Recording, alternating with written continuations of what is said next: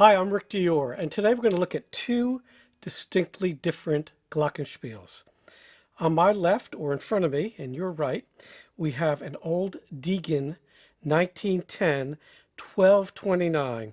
We'll tell you a lot about this instrument in a minute. I did a video on this maybe a couple years ago where I was cleaning it, and I just was showing it, but today I'll play it.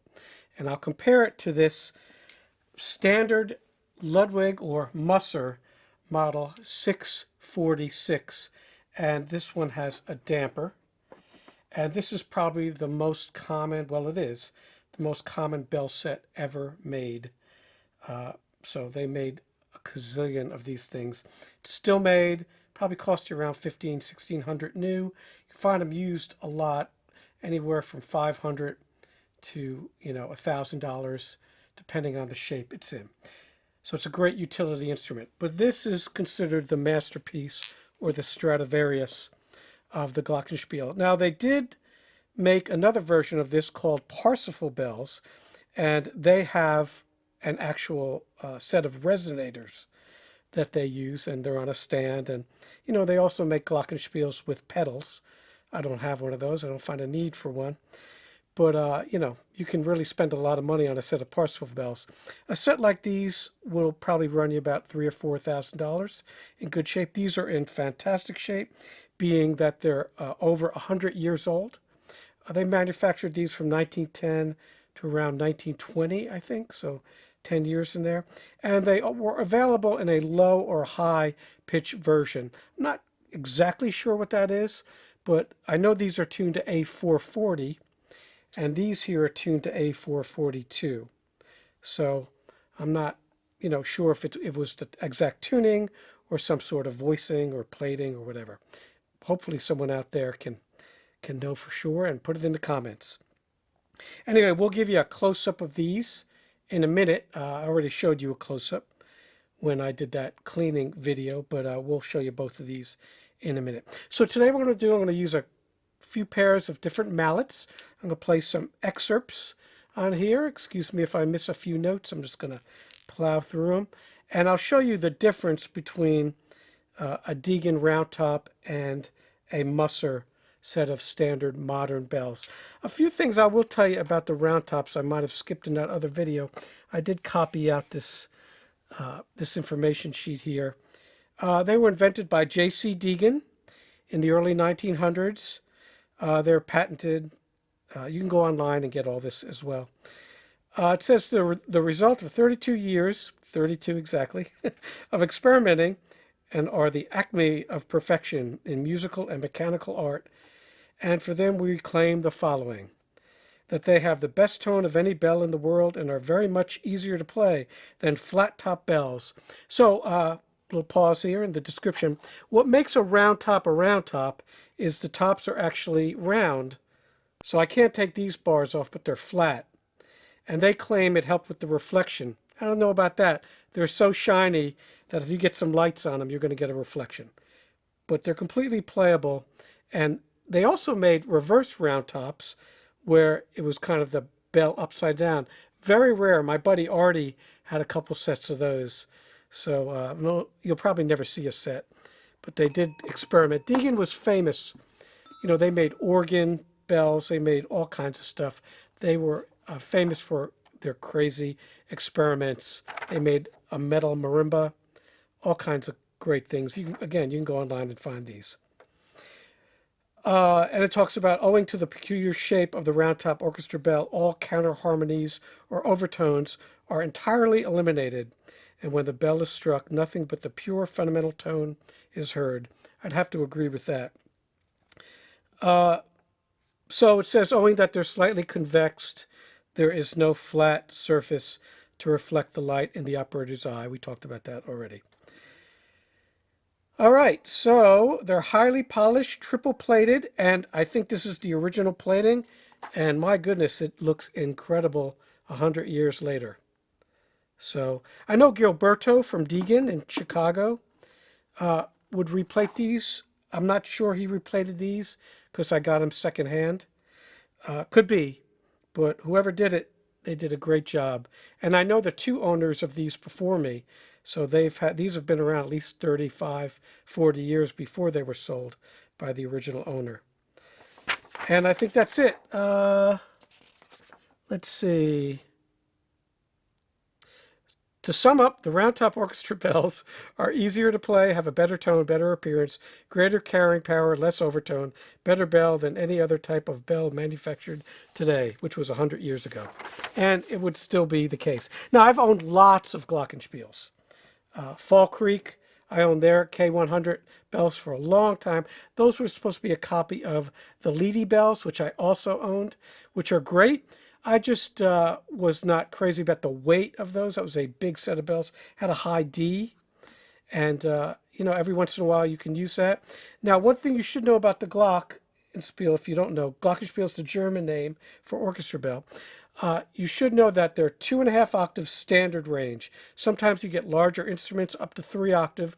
Deagan made 3 octave instruments, so you had that high D and you'd go way down below this G. So it's G to C, 2.5 octaves.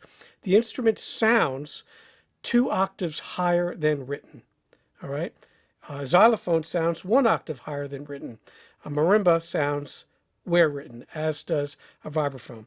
So this would be the highest sound in the orchestra, besides the harp, the piccolo, and the piano. All right, so that's the highest C that you're going to get. So I'll play a couple little excerpts. We'll start with some soft mallets that imitate a celeste, which is a keyboard instrument. If you don't know, if you listen to the opening of Harry Potter, that's a celeste. Everybody knows that. Recently, I did a gig with Renee Fleming, and they handed me some celeste parts. And so I had to play those. So I'll play some of that. And this instrument is fantastic for mimicking a celeste. So let's see here. Here's the first lick.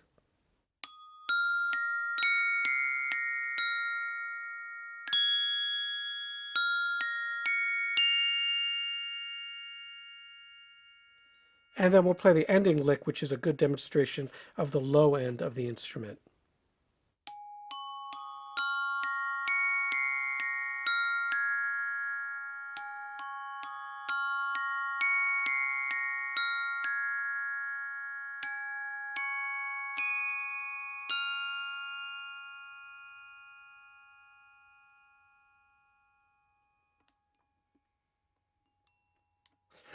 So hopefully you understand the beauty of that as compared to this. And I'll play it here. And then this won't be bad, but it'll be different.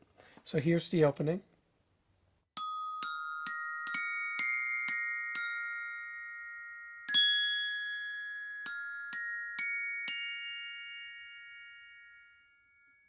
And here's the ending.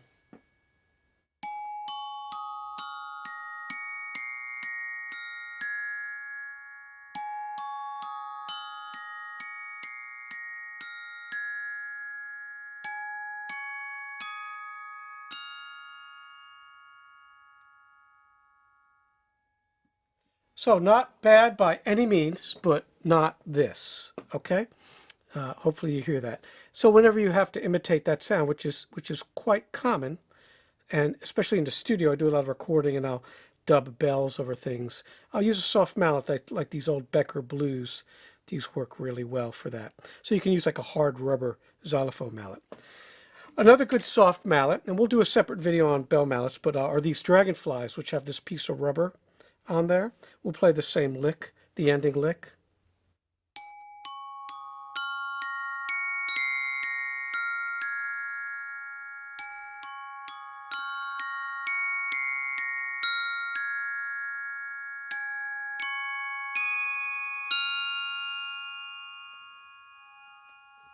And here.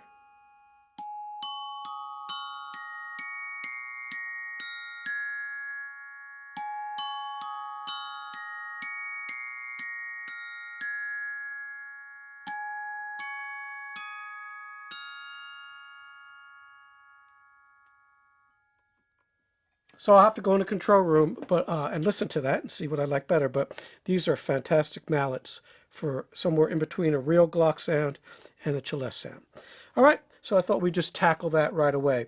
So as far as mallets, definitely have some favorite mallets, and again, we'll do a separate video down the line on this. Some of the greatest mallets ever made are the Musser line, the old Musser line with the rattan handles. I like using rattan on bells. I never use birch. They're too stiff. So these are the Musser M215s. I believe a company, it could be Freer or possibly Dragonfly, is making a red takeoff on this mallet that I tried. They're a little heavier. I really like them. All right, so we'll play a couple other excerpts now. Let's see. Let's do the Kodai. So.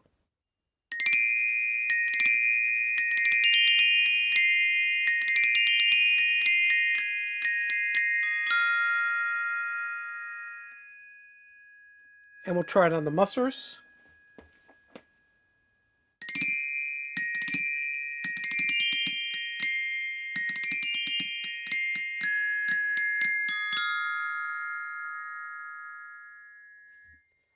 So that's a good mid-range bell lick, you know, not too high, not too low, and notey. So what we're listening for there is clarity.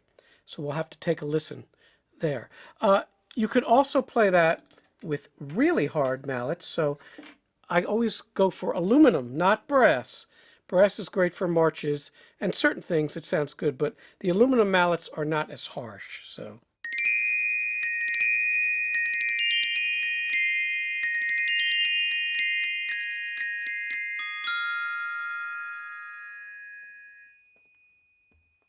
And the Mussers.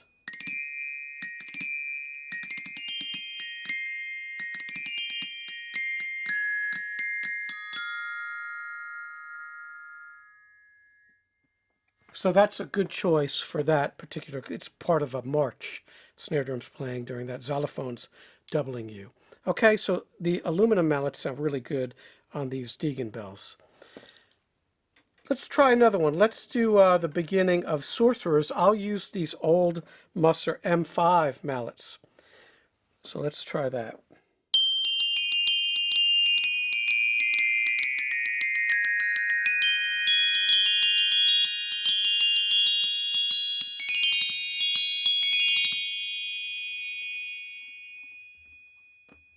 Here's the Mussers.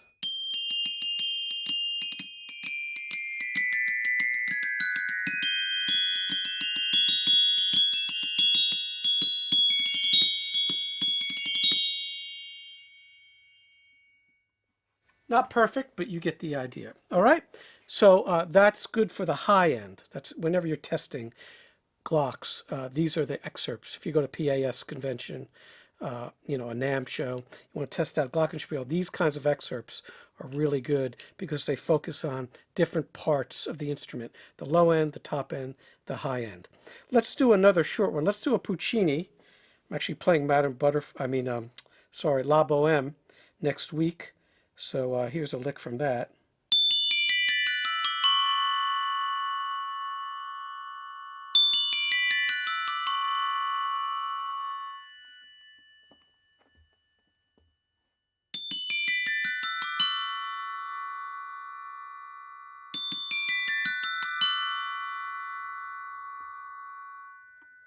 That's a good lick to play. It just covers the whole keyboard there. All right, so that's a hard plastic mallet. Really great. If you can find a pair of these. I don't think they make them anymore.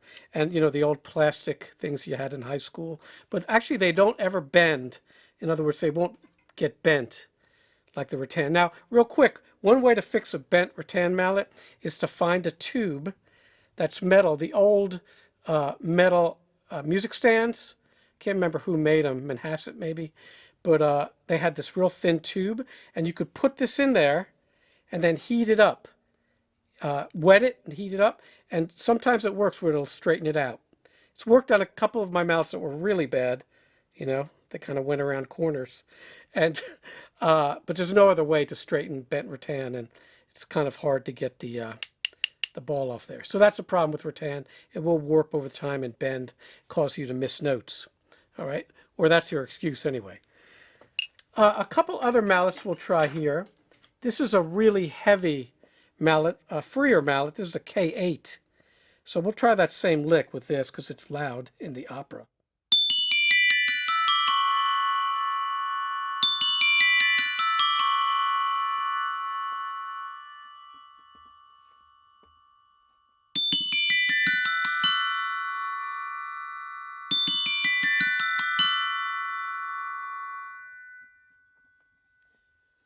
So that's a powerhouse mallet, and it's really heavy. So if you have to play anything loud, it's great. Another thing you could do with this mallet that's pretty cool is you can put it down and get a really nice tone. So if you have a single note,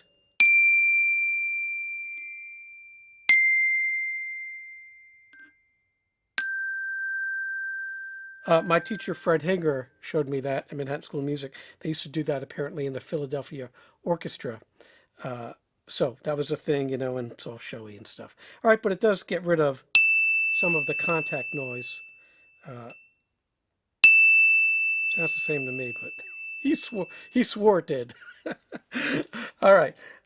Finally, some really small mallets. So Dragonfly makes some of these. They also make a magic flute mallet. So these are really kind of nice.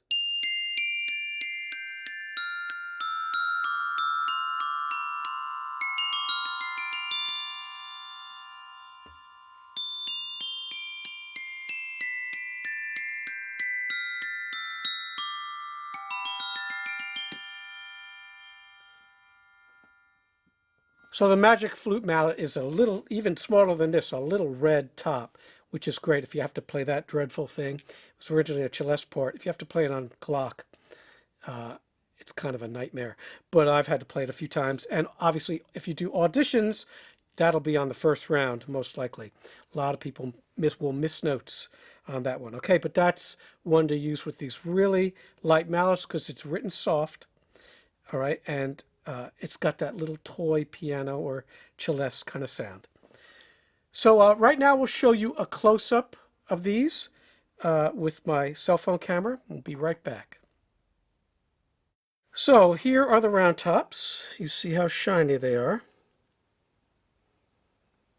And they will have the names of the notes on there, which is handy if you don't know them. Or if you have to put the bars on there after they fall off, that's very helpful. Sometimes what you can do is you can put some fishing wire here to make them ring longer, although I don't know why you'd want these to ring longer. That definitely works on these Mussers if you want to do that. You can wrap fishing line and that helps them ring just a little longer. Sometimes though, if it's not tight enough, it'll make it buzz. And you see the damper mechanism, which I should have been using instead of my hands. This one obviously has no damper. We'll show you a bar there, here. And that's how they tune it. They grind this here, okay? And we'll show you how you know it's an actual round top. Not round top, but Deagan. Make that out. And now we'll show you how you know it's a round top. It'll say Deagan round top on the lowest note. They stamped it, low G. And these are tuned to A440, if I didn't say as much. Normally, these Mussers will be tuned to A442. That is the standard tuning now for all mallet instruments. And you see how these are screwed on there so they won't come off. Another bonus. When you this is a rebuild case. I'll show you a picture here of the original case. But when you travel with these, you need to put a piece of a towel here. Okay, something that won't mess up the bars if you leave it on there. And definitely, when you pack these for a while, put some silicone packets, or silica, I should say, not silicone, to absorb excess moisture. All right, that's really helpful. You just put them in there. That's what I do, 3 or 4 of them. And the only bad thing about this Glock is that it has pins that protrude up, so you can pop one of these. I might have done that when I was playing earlier by accident. It's a little nerve-wracking. If you hammer them down too far, it ends up hitting it and buzzing. So there's not a good way around that. but it does happen, so you got to be very accurate so you don't hit it. And then you just hear a pop of, of hitting this thing like this. That sound. And we'll zoom out a little more. And this is a Musser case that I put these in. Just like this one. And those of you going to ask, I put them on keyboard stands. Way better than the Musser Glock stands. Keyboard stands are just great for bells. Much easier to work with.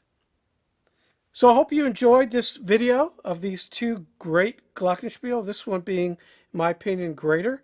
But the Musser instrument is a fantastic instrument. One word to the wise, if you're buying these for a church and you're not a percussionist and you're watching this video, please don't buy the aluminum version of this. It's dreadful. So I've had to play those in churches, and they want to save some money, and they buy the aluminum bells, and they're just horrible. Might as well just leave it out at that point. They sound terrible. Buy the steel version, okay? Because you get what you pay for when it comes to glockenspiels. So we'll play a little, and we'll see you next time.